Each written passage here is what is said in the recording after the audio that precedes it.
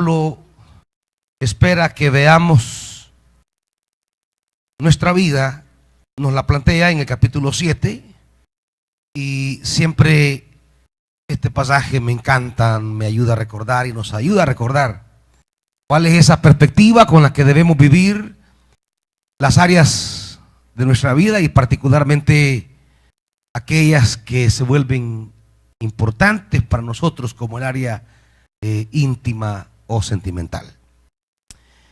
1 Corintios capítulo 7, amados hermanos.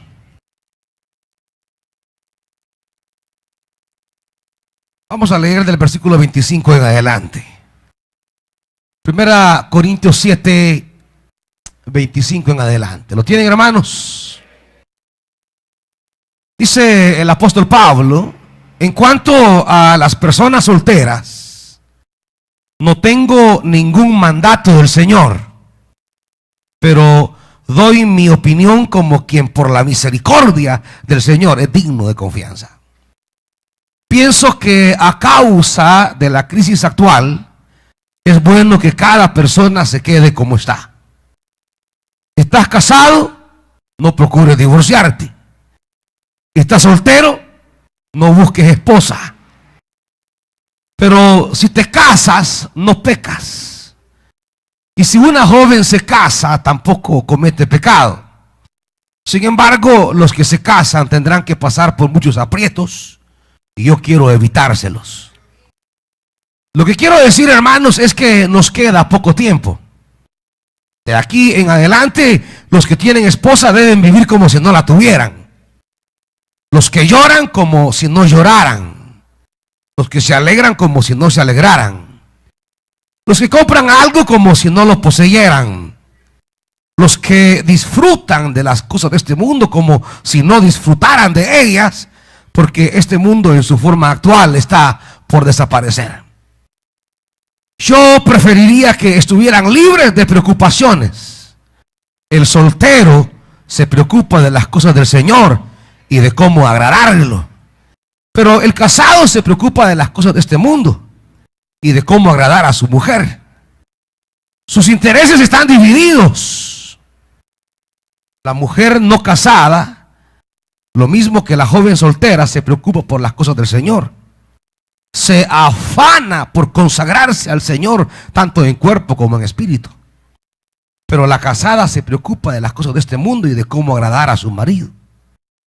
Les digo esto por su propio bien, no para ponerles restricciones, sino para que vivan con decoro y plenamente dedicados al Señor. Padre, queremos pedirte que tu Santo Espíritu pueda asistirnos con tu palabra, con la instrucción de tu palabra a nuestra vida, de tal manera que podamos mantener los ojos fijos en las metas fundamentales de la vida y no pensar que nuestra realización está en aspectos secundarios que, aunque lleguen a formar parte de nuestra vida, no deben jamás apartarnos de lo esencial. Padre, pero ¿quién es capaz de entender estas cosas sino aquel a quien tú le permites recibir palabra y tener discernimiento?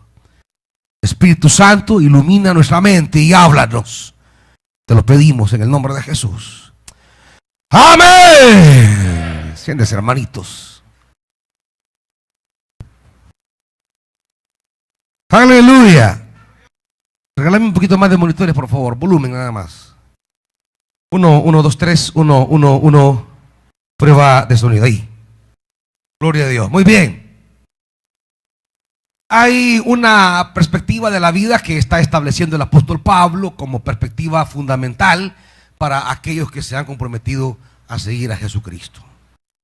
Es claro que los que hemos decidido seguir al Señor debemos diferenciarnos en la manera como enfocamos las cosas, las realidades, las relaciones, las posesiones. No podríamos compartir la misma perspectiva sobre estas cosas como las comparte el mundo. No podríamos tener la misma mirada acerca de los bienes terrenos, No podríamos tener la misma mirada acerca de las relaciones personales. No podríamos tener la misma mirada acerca de los compromisos. Ni deberíamos de tener la misma mirada acerca de los problemas. Creo que el Evangelio y las promesas de Dios en Cristo Jesús nos deben proveer una perspectiva de la vida distinta. Debe remarcarse cierta visión diferencial entre la manera como el mundo ve las cosas y la manera como aquellos que hemos decidido seguir a Jesús tenemos que ver las cosas. Claro, parte de la crisis hoy día es que el único campo en el que los evangélicos se diferencian del mundo es en el campo dogmático, es decir, en el campo de las doctrinas. Aquello de decir, ¿y usted en qué cree? Ah, pues yo creo en tal cosa. Ah, yo creo en tal cosa. Ah, nosotros creemos que esto debe ser así. Ah, nosotros creemos que lo otro debe ser de otra manera. Es decir, las diferencias sustanciales que hoy día se marcan entre los llamados evangélicos y los no evangélicos, las diferencias pertenecen a veces al campo de la doctrina, pero no pertenecen las diferencias al campo de la vida. La manera como se han de ver los bienes materiales, por ejemplo. No hay una visualización distinta de cómo un seguidor de Jesús mira un patrimonio y de cómo lo mira un hombre del mundo. El campo de las relaciones, por ejemplo. La manera de cómo se ve a una persona en términos sentimentales. A veces el lugar que se le da a una persona en el campo evangélico es igual que se le da en el mundo. No pareciera haber muchas veces diferencias. El lugar que se le da al papá, a la mamá, a los hijos, los hermanos, la parentela, pareciera ser el mismo lugar que se le da al resto en el mundo. El tema de las adversidades, cómo enfrentamos aquellas realidades contrarias a nuestro bienestar. Cómo enfrentamos la escasez, cómo enfrentamos la enfermedad, cómo enfrentamos la adversidad. Pareciera que en estos campos de la vida no hay una perspectiva distinta de aquellos que decimos ser evangélicos. Como que las diferencias son meramente mentales, doctrinales, dogmáticas. Como que la diferencia se reduce al ámbito de lo confesional. Pero que a la hora de ser personas compartimos los mismos valores, perspectivas y maneras de ver la realidad como todos los demás. Por eso nos resulta un poco chocante la lectura de este pasaje. Porque el apóstol Pablo tiene una perspectiva que nace desde la expectativa misma de Cristo Jesús.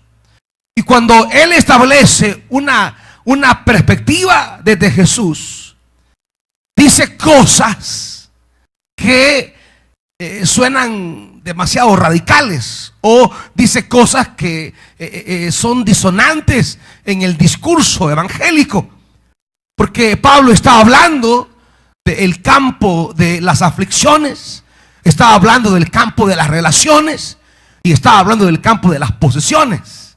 Es decir, está hablando de aquellas realidades en las cuales los seres humanos definen la manera como ven las cosas. ¿Cómo valoramos las relaciones? ¿Cómo valoramos las posesiones? ¿Cómo valoramos las circunstancias adversas? En esta triada, diríamos, de realidades, es donde ponemos en juego nuestra mentalidad. La manera como pensamos, la manera de cómo sentimos, la manera de cómo enfrentamos en el campo de las relaciones, por ejemplo. ¿Qué lugar significativo, en qué rango de jerarquía, de prioridades se encuentran las personas que amamos? ¿Qué lugar definitivo o central tienen las personas que formamos los núcleos familiares? Y hablamos de los rangos Primero, de la familia biológica, papá, mamá, hijos, hermanos. ¿Cuál es el rango, la valoración que tienen ellos en nuestra perspectiva de ver la vida? Luego, la familia más amplia, que podría ser la esposa, el esposo, los suegros, los sobrinos, los nietos. Luego, el campo de las amistades. Estamos hablando del campo de las relaciones, las amistades. ¿Qué lugar ocupan los amigos, las amigas?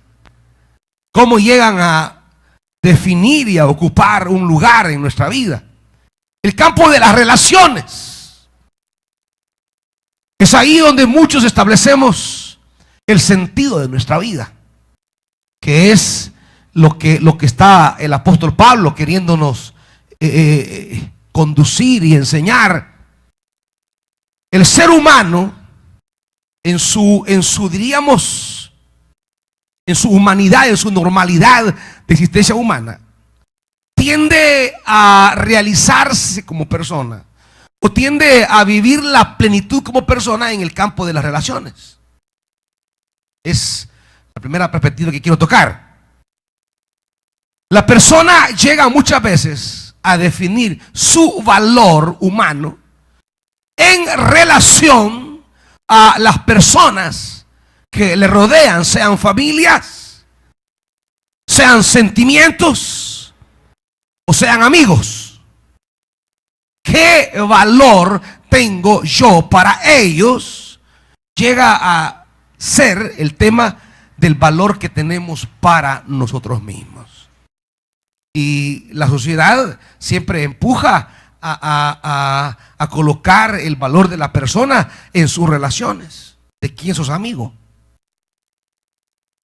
¿De quién sos hijo? ¿Quiénes son tus amigos?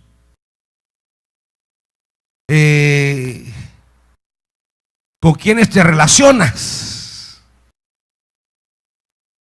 El valor que nos damos muchas veces lo definimos en el ámbito relacional. Así, la persona que está sola cree que no vale nada. Cree que tiene un valor secundario, como que fuera ciudadano de segunda categoría, como que fuera humano de segundo rango. El estar, diríamos, solo parecería ser una desgracia. Y solamente la mujer tiene valor en la medida que tiene conexión con un hombre.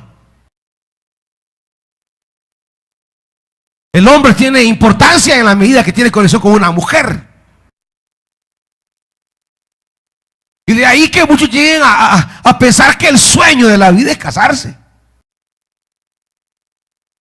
Y a veces la sociedad va empujando a los niños y a las niñas a esa mentalidad. Ay, hija, cuando te cases. Ay, hija, cuando llegues al altar. O sea, que no se les habla cuando alcances otros niveles de calidad de vida, sino que lo orientamos a lo relacional. Cuando tengas tu esposo. Y de repente la mujer, cuando va creciendo y no va teniendo nada de esto, viene hasta el vituperio y la humillación. Esta no se casa, va. Y hasta la familia, la gran presión, ¿verdad? Hijita, ¿y cuándo? Hijo, ¿y cuándo? Y presión de los papás, de los vecinos, que son grandes metidos, va. Como que ellos le van a dar de hartar cuando esté casado. ¿Y usted cuándo? Ya debería casarse. Como que nos tuvieran en el lomo los vecinos. A ver si el día de la boda nos van a decir, miren, yo les voy a dar la casa. Yo les voy a pagar una buena luna de miel allá por Europa. Yo les voy a dar despesa familiar el primer año. ¿Cuál zapato? Y la gente solo lo empuja al abismo a uno. Pero nada que le va a ayudar a resolver las crisis que vienen. Si la gente siempre y las personas llegan a interiorizar la idea que su valor como humano depende de sus relaciones. Y no estoy diciendo, amados hermanos, que no tengamos relaciones, que no hayan vínculos familiares o que no hayan vínculos sentimentales. No es esa la perspectiva del apóstol Pablo. No es eso lo que él quiere marcarnos. No es una ruptura de nuestros vínculos. Lo que Pablo quiere plantearnos es que los vínculos, las relaciones, los nexos sentimentales no son la perspectiva esencial en la cual hemos de vivir nuestra fe en Jesucristo. Y lastimosamente eso es lo que nosotros hacemos. Si no, miren cuando se rompen las relaciones. Primero mire cuando se establecen relaciones. Y luego observe cuando se rompen relaciones. Cuando se establecen relaciones, ahí andan contentos, que son una dulzura, un pan de Dios. Son gente tan feliz, tan contenta, tan realizada. Y cómo sirven y van y andan con todo. Pero no andan con todo a causa del Espíritu. Andan con todo a causa de sentir una satisfacción interior por la relación sentimental que han establecido. ¿Me van siguiendo? Y aquí los mira usted sirviendo en la iglesia. La gente, hey, qué lindo ese servidor. Cómo ama al Señor. Ay, ama al Señor. Lo que pasa es que anda encandilado con una dicha. Lo que pasa es que anda emocionado. ¿Y para dónde va? Para la iglesia. Pero usted lo mira bien arregladito, peinadito, y usted dice, qué lindo se presenta este hombre ante el Señor. Pero no es ante el Señor. ¿Por qué vea la otra cara? Cuando viene la ruptura. Antes venía hasta con su gelatina y ve. Cuando es la ruptura, todos mechudos vienen ahí. Despeinados. Andaban emocionados con su vínculo sentimental, con su corbatilla bien elegante. Y Dios les bendiga, Dios les bendiga. Cuando es la ruptura sentimental, ahí vienen todos andrajosos, hasta con los cheles. Hasta mala cara traen. Y todos así que ni ganas de vivir tienen. Se sientan.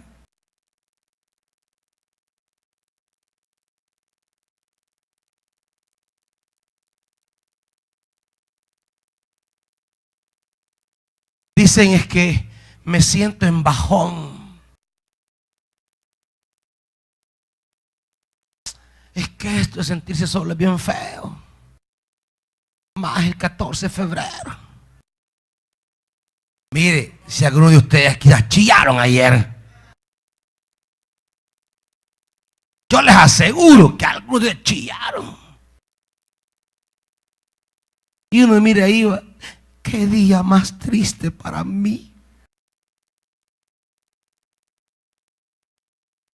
Y hasta ponen aquella, este es para mí el día más triste,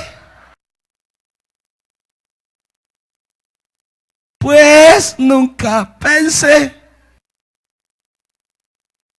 Yo les aseguro que unos de ustedes chillaron. Y algunos quizás deprimidos. Y algunos a saber si han venido de goma.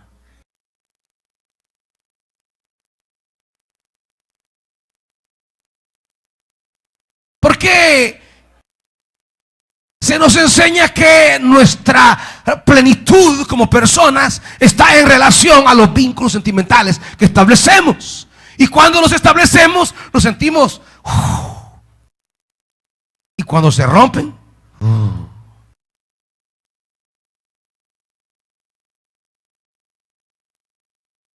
Pablo quiere ponernos una perspectiva de vida en la cual nuestras relaciones no son lo prioritario. Que han de haber vínculos, que han de haber relaciones. Sin embargo, en la perspectiva que el Evangelio proyecta en nuestra interioridad, la perspectiva que seguir a Jesús provoca en nosotros, nos provoca o nos entrega una manera de vivir en la cual, aunque tengamos relaciones significativas o la ausencia de relaciones significativas, tenemos una actitud de vivir de cara a los propósitos y al llamado de Dios. Es decir, para Pablo, la plenitud del ser humano no reside en los vínculos que establece, sino en la disposición de su corazón de servir a Dios. Tenemos a Jesús mismo, que aunque hay un silencio sobre su estado civil, por lo menos la impresión que se nos da es que no tenía un compromiso. Serán los evangelios extracanónicos los que nos hablen de alguna relación sentimental con Jesús, pero los evangelios canónicos no dicen nada, ni sí ni no, hay un silencio. No porque estuviera o no estuviera casado, a ciencia cierta nunca lo vamos a saber. Porque los evangelios nunca dicen si se casó o no se casó, no dicen nada. Como no dicen nada de ningún apóstol. De Pedro sabemos que era casado porque tenía suegra, pero nunca se habla de la esposa. Si no estuviera el milagro de la sanidad de la suegra, no supiéramos su estado civil a ciencia cierta. No lo sabemos del resto de los apóstoles tampoco. Y la pregunta es, ¿por qué no se encarga la Biblia de dar un lugar significativo a la familia de los apóstoles? Porque no se nos habla de la vida personal de ellos, de sus relaciones sentimentales. ¿Saben por qué, hermanos? Porque en la perspectiva del Evangelio, la esencia de una persona, el valor de una persona no está en relación a sus vínculos relacionales de sentimiento o de familia o de amistad, sino en su disposición de cara al santo llamado. ¿Me están oyendo, hermanitos? No es que la familia no ocupe un lugar en la vida del siervo o de la sierva de Dios en la Biblia. Lo que sucede es que su valor como persona está en relación a algo más trascendental. ¿No le extraña la ausencia de la vida familiar de los siervos de Dios? ¿No le extraña el silencio del vínculo familiar de los apóstoles? ¿No le extraña que no hay mayor información acerca de la vida relacional de Esteban, de Felipe, del cual solo sabemos que tenía 4 hijas, que se nos habla de su rol profético, eran profetisas? No nos extraña de la ausencia de las relaciones de otros hombres y mujeres de Dios en la Biblia. ¿Por qué no hay más información de los vínculos familiares o sentimentales de los apóstoles? ¿Por qué no tenemos más información de la vida privada de Jesús? De la vida personal de Jesús tenemos muy poco. El nacimiento, el evangelio de la infancia de Lucas y de Mateo, un par de capítulos. Luego desaparece y aparece a los 12 años en un pequeño episodio del templo de Jerusalén. Y luego desaparece a los 12 años y aparece a los 30 años. Y los grandes periodos del nacimiento a la adolescencia y de la adolescencia a la madurez no hay información. Y los datos personales que tengamos sobre Jesús serán datos que surgirán al relieve, a la superficie, pero en relación a su ministerio, no como una información biográfica. Por eso es que los evangelios no son biografía de Jesús. Es una equivocación pensar que los evangelios son una biografía, porque no lo son. No se describe su vida. Se describen pequeños momentos. Si el periodo más grande de la vida de Jesús que sabemos son los últimos 3 años. Y de los últimos 3 años, la última semana. El Evangelio de Juan, la primera mitad de los 3 años. La segunda mitad, la última semana. El enfoque fundamental es la última semana. Y todo lo que se diga de Jesús, de su niñez, de su infancia y de su ministerio, está en función de esa última semana decisiva de cara al llamado de Dios. Es decir, en la perspectiva del Evangelio, lo fundamental de Jesús no eran sus vínculos familiares, era su respuesta al llamado que el Padre le hizo. La obediencia al llamamiento celestial. Y claro, no hay, ante la prioridad, ante la trascendentalidad del llamamiento divino, pues todo lo demás pasa a un segundo plano. Y es esto lo que Pablo quiere recobrar. Es esto lo que Pablo quiere retomar. La perspectiva nuestra acerca de las cosas que nos rodean, las posesiones, será otro tema aquí. El ser humano tiende a poner en las posesiones su valor como persona. No solo las relaciones, las posesiones también.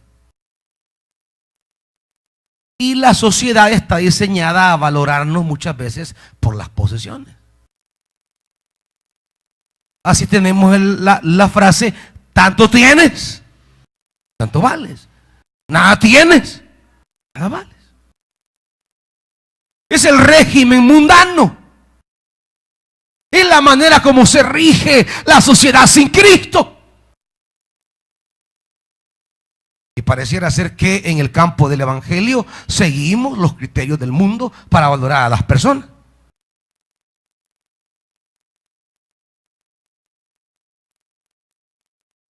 La importancia que se le da a los bienes materiales para valorar o dignificar a una persona, pareciera que eso también se da en el campo del Evangelio. Por eso insisto,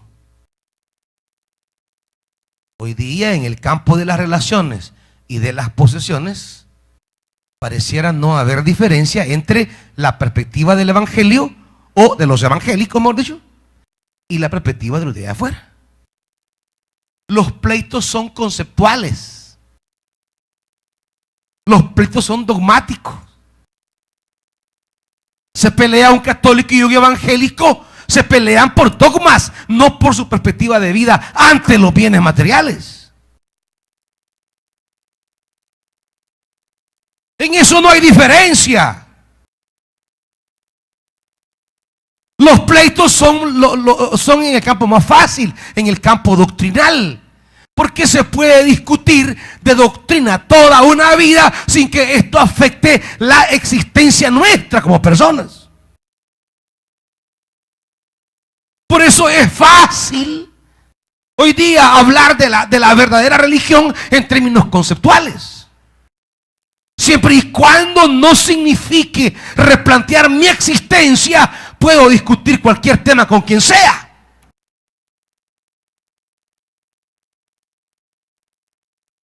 Por eso hay gente muy erudita y conocedora de temas doctrinales, pero la manera como vive su vida no se diferencia del resto. Las posesiones. Pablo va a tocar ese tema de las posesiones. Las posesiones que traen alegría y traen placer.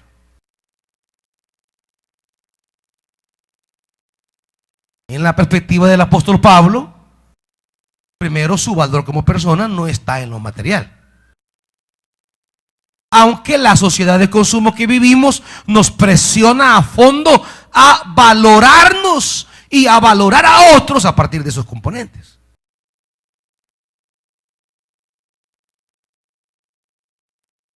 Por eso tampoco tenemos toda una referencia en el Nuevo Testamento a las condiciones materiales de los apóstoles. Tenemos datos muy sueltos. Los sociólogos de la religión se encargan de reconstruir de manera hipotética las condiciones económicas de Saulo de Tarso. Y hay toda una discusión al respecto. Y no se ponen de acuerdo realmente cuál era la condición socioeconómica de Saulo de Tarso en su vínculo familiar.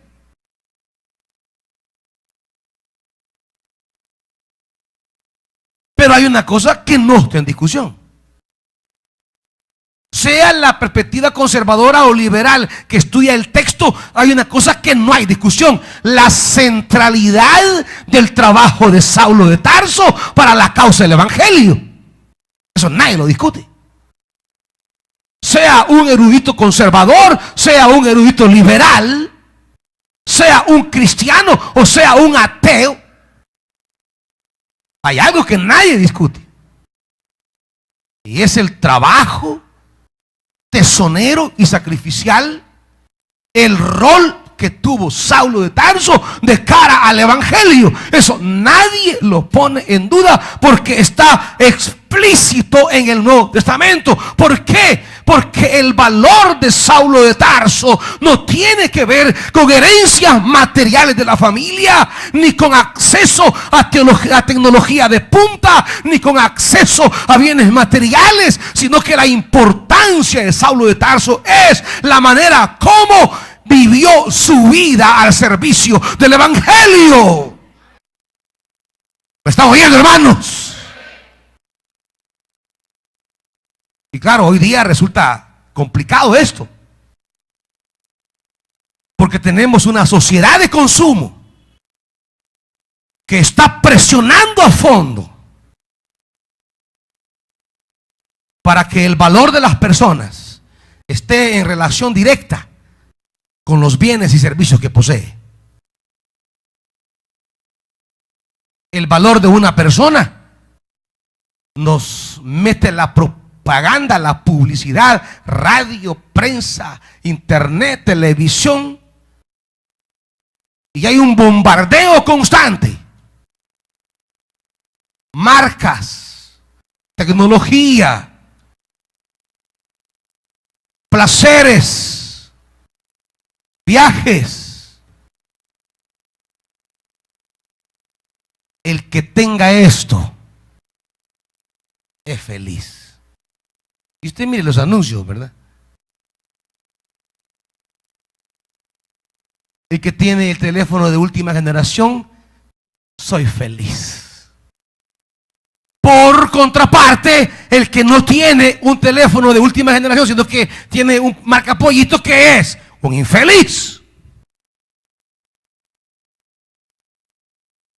El que tiene el carro del año, felicidad total. El que anda a pie es un desgraciado. El que viaja a Europa por las tarjetas de crédito, oh, qué feliz. Y usted lo ve saltando que van para el aeropuerto en los anuncios. ¡Tan felices, dice. Y el que se quede en su hamaca, que no sale en ninguna parte porque no tiene, es un desgraciado. No conoce ni Chalatenango, el inútil. La gente va interiorizando una actitud frente a los bienes materiales y los servicios tecnológicos que ofrece esta sociedad. Va interiorizando una valoración en relación a esos bienes y servicios. Quien los tiene es el hombre feliz, la mujer hecha, y la que no lo tiene, pues es un infeliz. No puede experimentar el gozo. Así como en las relaciones nos han dicho que solo el que tenga una relación sentimental es feliz y el que no la tenga es un desgraciado, así nos dicen con las posesiones. Por eso hay muchas personas que no saben manejar la escasez, no saben valorarse a sí mismas en la época del desierto, porque tenemos una mentalidad que nos ayuda a valorarnos positivamente cuando tenemos, y cuando no tenemos nos sentimos que no valemos y no somos nada, porque hasta la gente lo ve diferente a uno, hasta los cercanos y extraños lo ven diferente. Y si usted no tiene claro dónde está su valor, cuál es su esencia y dónde reposa su dignidad, ay, hermanito, usted va a ser arrastrado en esa corriente. Y eso es lo que Pablo nos quiere canalizar en estos pasajes. La esencia de Pablo. Mal haríamos en entender a Pablo pensando que él nos quiere privar de todo vínculo familiar o sentimental. Mal haríamos en pensar que Pablo nos quiere privar de todo bienestar o de todo bien material. Lo que Pablo quiere es ponernos en una perspectiva en la cual estas cosas, aunque lleguen a formar parte de nuestra vida, sin embargo no son, para un seguidor de Jesucristo, no son ni lo número uno, ni lo más fundamental, ni la más alta prioridad. Para un seguidor de Jesucristo, dirá Pablo, tener esposa no es la prioridad de la vida. Para un seguidor de Jesús, tener esposo no es la prioridad de la vida. Para un seguidor de Jesús, gozar de todos los bienes materiales no es la prioridad. Es decir, no es lo fundamental, no está en la cima de prioridades. Para un seguidor de Jesús, al igual que Jesús, dirá Pablo en estos pasajes, nuestro valor, nuestra importancia, nuestra plenitud, nuestra alegría, nuestro gozo está en la medida que respondemos, como respondió Jesús, al llamamiento celestial. En la medida que mantenemos prioridades divinas. Por eso él hablará cuando dice, versículo 29, después de haber dicho algo sobre la soltería y el casarse, y dar su opinión, él dice, lo que quiero decir, versículo 29, lo que quiero decir, hermanos, es que nos queda poco tiempo. Está hablando de una perspectiva acerca de la vida. Y para Pablo, las relaciones o posesiones que lleguemos a establecer pertenecen a este poco tiempo. Y por tanto, las cosas que pertenecen a este poco tiempo no deben apartarnos de las cosas que permanecen para todo el tiempo. ¿Me van siguiendo? ¿Y qué son las cosas que pertenecen para todo el tiempo? Versículo 32. Bueno, ha dicho en el 31, Porque al final del 31, porque este mundo, en su forma actual, ¿qué dice? Está por desaparecer. Hay una perspectiva del apóstol Pablo de la temporalidad. La perspectiva de la temporalidad. Estas cosas donde los seres humanos establecen su valor son temporales. Y a veces nos olvidamos de eso. Nos olvidamos que los vínculos que logramos establecer o las posesiones que llegamos a tener son ¿qué? Temporales. No son para siempre. Pero a veces ponemos nuestra importancia en esa temporalidad. Y no solamente eso, llegamos a sacrificar las cosas que son para siempre por las cosas que son temporales. Y esa es parte de la tragedia que vivimos. Y en esa temporalidad es que Pablo tiene esa perspectiva del evangelio. Nosotros no podemos ver nuestras relaciones y nuestras posesiones como que fueran para siempre. Esa es la perspectiva que viene del evangelio. Los hijos no son para siempre. El esposo no son para siempre. La esposa no es para siempre. Aunque el ser humano tiene las tendencias a querer eternizar lo temporal.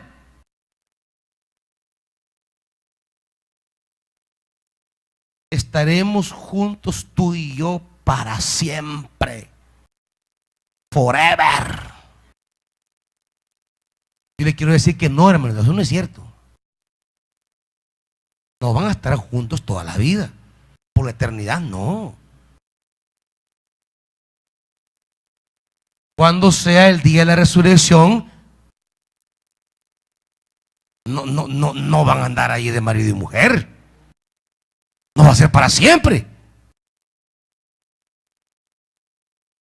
No creas que van a seguir el matrimonio en la nueva creación. Pero algunos felices, va. Qué bueno que este lío que me metí se va a terminar un día. Porque si fuera a eternidad,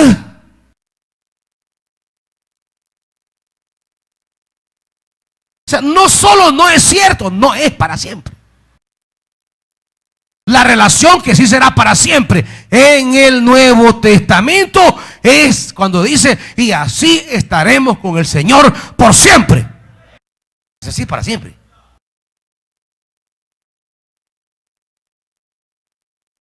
La eternidad define su valor de cara a nuestra relación con Dios. Pero los vínculos que establecen aquí no son para siempre. Sus posesiones materiales no son para siempre. No crea que va a estar reclamando en el centro de registros del cielo una propiedad. No crea que van a haber ángeles ahí encargados de errando escrituras. Ah, vos tenías ¿cuántas propiedades? Ah, vaya, ¿cómo no? Ah, pues esas propiedades también las vas a tener aquí arriba. Ninguna propiedad es para siempre. Todo lo material que tenemos aquí es temporal. Usted se irá y estas cosas quedarán. Nadie se podrá llevar nada. A lo más que se va a llevar que no trajo una ropita a que lleve puesta. Miren, ahí están los hallazgos arqueológicos. Cuando en las culturas antiguas creían que el faraón muerto o el cacique muerto iba a poder usar riquezas en el más allá. Y le metían ahí en el féretro, en la cueva, en la pirámide, le metían una cantidad de riquezas. Ahí los están encontrando los arqueólogos, ahí están. No se las llevaron a ninguna parte, ahí están. 2000, 1500 años después, están escarbando, ahí están los féretros y ahí están las piezas de oro. Quiere decir que no la usaron en el más allá. Se murieron y no usaron un pedazo de oro nunca más. Los que están alivianados son los arqueólogos. Ellos están alivianados ahorita. Aquellos que hayan estas, ¿cómo le llaman? Estas ruinas. Aquellos que hacen estos hallazgos son los que se alivianan con las cosas que encuentran, que se las guardaron los antepasados y se las metieron allí. Ellos están alivianados ahora. Pero el muerto ya no. A usted le pueden poner un fajo de billetes ahí a la hora de morirse. Con la desgracia que de aquí quizás a 100 años, que un día encuentren ya apenas su calavera, quizás ya ese fajo de billetes ni valor va a tener. Pues sí, porque de aquí a 100 años a saber qué vamos a usar como recurso financiero. El papel va a desaparecer. Tal vez el valor de la vida se mide como aquella película que la riqueza era el tiempo que la gente andaba. ¿Aquí se acuerdan de la película? No la vieron. El precio del mañana. Donde la gente anda aquí el tiempo que va a vivir y ese es el dinero. Si va a comprar una soda, un día, va, sáquelo de aquí. Va a comprar un carro, 5 años de vida. Aquí está. Es decir, se paga con tiempo. Cualquier cosa que usted quiera se paga con tiempo. Los millonarios son los que tienen millones de años, no de dinero. Es decir, ese manojo de dinero que ya ni le va a servir ya más adelante. Sin embargo, a causa del dinero, mucha gente deja lo eterno. Así como por un hombre dejan el camino de Dios, o por una mujer dejan el camino de Dios. Por el dinero, mucha gente deja el camino de Dios.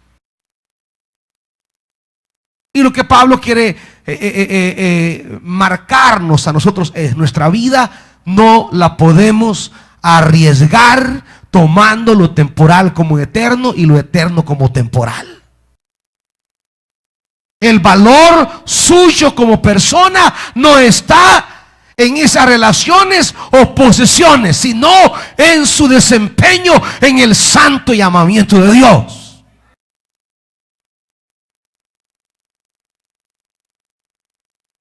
Por eso Pablo dirá,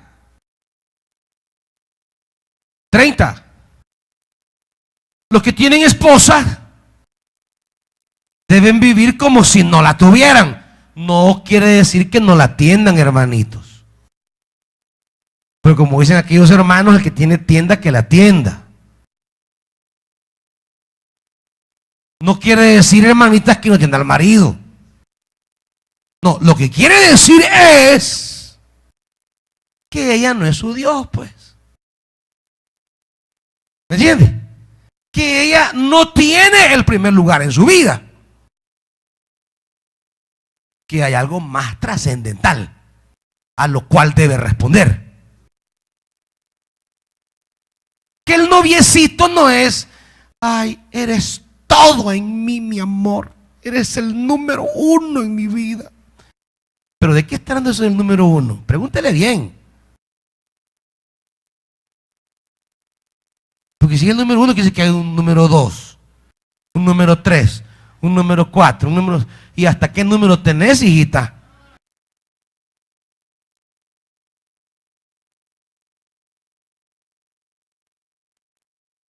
No. No quiere decir Pablo que exista una desatención. Ya habrá dicho al principio del capítulo que el hombre cumpla su deber con la mujer y la mujer cumpla su deber con el hombre. Esos son los deberes que tienen que ser ya grandes, hermanitos. Son las tareas que tienen que hacer. Algunos no cumplen. Cumpla su deber. Pablo no está diciendo que haga de caso que no tiene mujer y ande buscando otra u otras. ¿Está casado? No, no tengo. ¿Y por qué? La Biblia dice que viva como que no la tenga. No, no. Los que lloran, ¿cómo qué? Como si no lloraran. Pablo entiende que los que lloran están atravesando una situación adversa o un estado doloroso, pero Pablo dice, ese estado no es lo importante. El sufrimiento que te han provocado no es tu estado eterno, por tanto no te claves en eso, quiere decir Pablo. ¿Ya? El dolor o la aflicción que hoy estás pasando, Pablo dice, no te claves en eso porque eso no es para siempre. Así que si no es para siempre, ¿por qué te vas a quedar en ese estado? Eso quiere decir Pablo. Si no es para siempre, ¿por qué me voy a quedar en él como que fuera para siempre?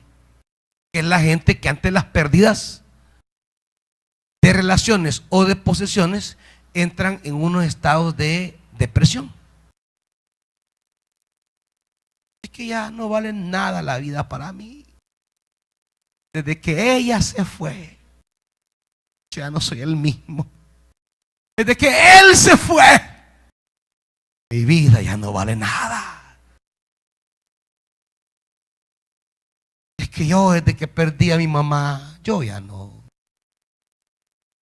Desde que perdí a mi abuelita, yo ya, ¿para qué quiero esta vida? Yo desde que perdí a mi hijo, soy un zombie ya, estoy muerto en vida. Es que a mí desde que me cortó la novia, yo ya, hasta lelo parezco ya. Por eso uso Biblias paralelos.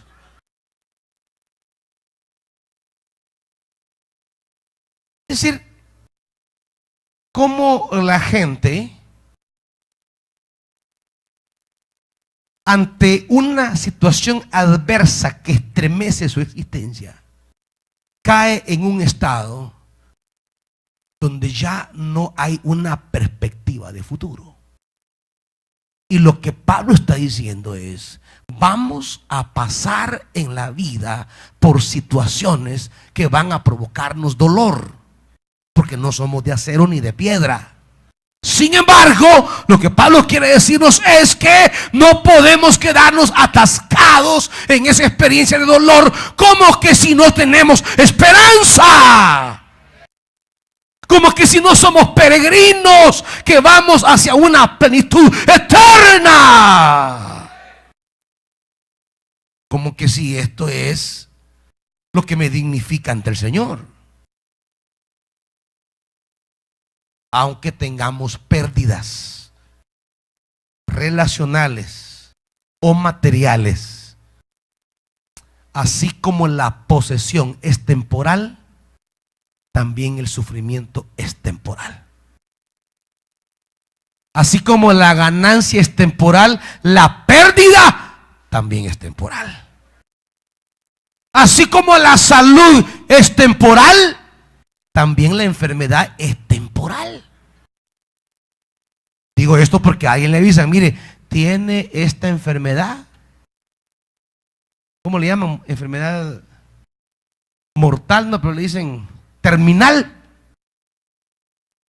Y ya la gente ya se murió antes de morirse físicamente. O sea, cuando le dieron la noticia de la enfermedad, ya se murió por dentro, aunque físicamente esté vivo. Es decir, por dentro ya se murió. Ya la muerte física ya solamente es el punto final. Pero los que tenemos una perspectiva de la eternidad, amparados en la victoria de Jesús en la cruz y en el sepulcro vacío, aunque seamos destinatarios de alguna noticia difícil de asimilar, que parece acabar con nuestros días sobre la tierra, sin embargo, la perspectiva del Evangelio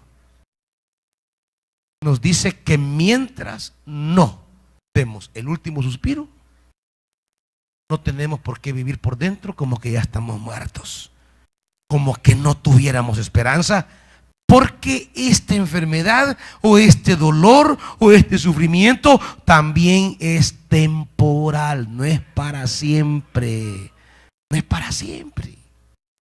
Estos tormentos van a pasar. La enfermedad con la que lleguemos al sepulcro no nos vamos a levantar con ella el día de la resurrección. ¿Me entiende? Así como no se va a levantar con billetes de dólares, tampoco se va a levantar con ese dolor, porque dice Apocalipsis: Dios enjugará toda lágrima y no habrá más muerte, más llanto ni dolor. Entonces, de cara a esa esperanza, mientras no nos abandone el último suspiro, tenemos que seguir haciendo todo lo posible por la causa del Evangelio. ¿Me entiende, hermanito? Mientras no nos llegue la última hora y todavía podamos hacer algo por el santo llamamiento, por el llamamiento celestial, tenemos que seguir luchando, porque eso es lo que nos traerá nuestra plenitud. Mire, usted tiene 5 meses de vida. Ah, de verdad. Bueno, en estos 5 meses voy a ir a predicar la palabra. Lo que no he hecho, voy a trabajar más.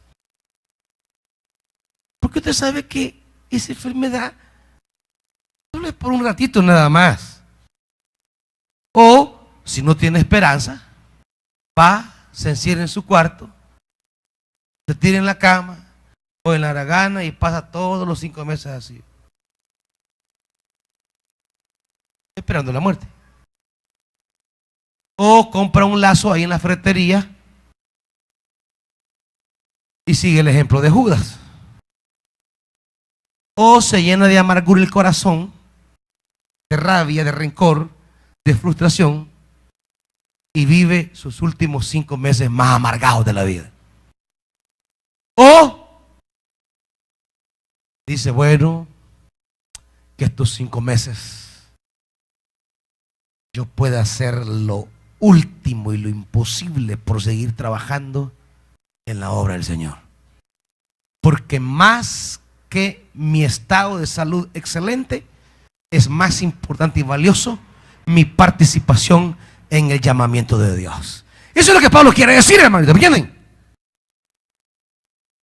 Pues sí, como que si lo deja el marido de la mujer, usted entra y se deprime, o agarra rabia, o le pega a los hijos y anda mal. O usted dice: bueno, tengo más tiempo para servir a mi Señor entonces. Bueno, mientras no llegue otra piedra de tropiezo, voy a trabajar con todo en la obra. Es decir, son perspectivas de la vida, hermanitos. Y termino aquí con el Pablo dice: yo preferiría 32 que estuvieran libres de preocupaciones. Y me voy allá al 35. Les digo esto por su propio bien, no para ponerle restricciones, sino para que vivan con decoro y plenamente dedicados al Señor. Eso es lo que Pablo persigue. Pablo quiere que vivamos con decoro y dedicados al Señor. Y lo que está diciendo en esencia es: vive casado, que el matrimonio no le quite dedicación al Señor. Vive soltero, que su soltería no le quite dedicación al Señor. En el estado en el que está, jamás debemos perder la perspectiva que el Evangelio provoca, una perspectiva en nosotros de vivir dedicados al Señor, de vivir con decoro y vivir dedicados al Señor. Ningún estado debe apartarnos del Señor. Ningún estado. Si busca novia porque busca su valor y al encontrarla cree que hay el valor y no quiere dejarla ir, estar solito más nunca, porque si no, no va a valer nada y va a hacer todo por ella, aún dejar al Señor, ha empezado mal. Ningún estado que asumamos, ninguna posesión que tengamos, que porque ya tengo un buen trabajo, ya el Señor pasa a un segundo plano. Que recibí una herencia o me saqué la lotería o tengo este billete aquí, ya dedicarme al Señor pues ya no es tan importante, necesario. Miren, hermanitos, ni las relaciones ni las posesiones son eternas. Hoy tenemos, mañana no tenemos. Nada es tan efímero como lo material. Pero dedicarse al Señor, eso es para siempre. Para este tiempo y para la eternidad. Es lo mejor. Pónganse de pie, hermanitos.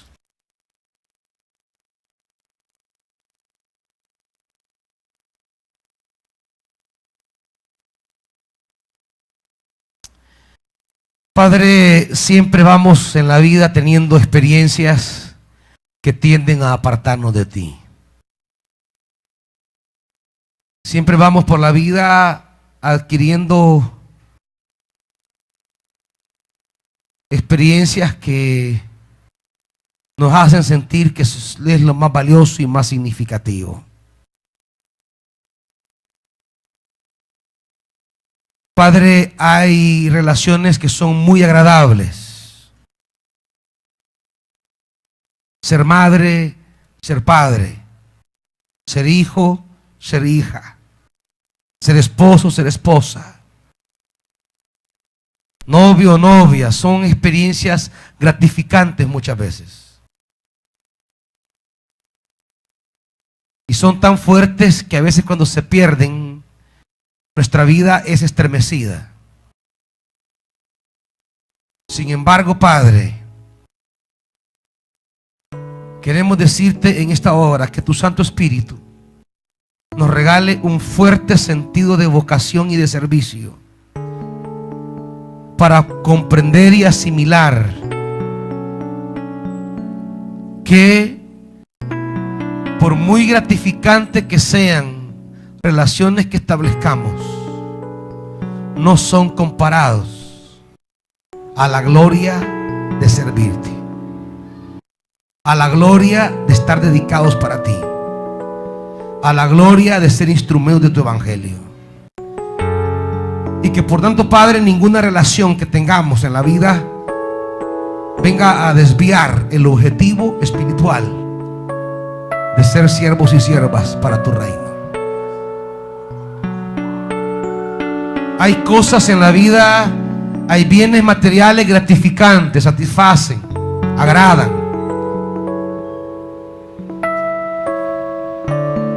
Sin embargo, Espíritu Santo, permítenos entender que por muy excelentes y gratificantes que sea la posesión de algunos bienes,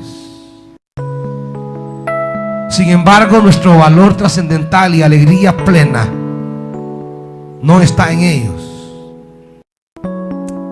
Está en vivir dedicados para ti.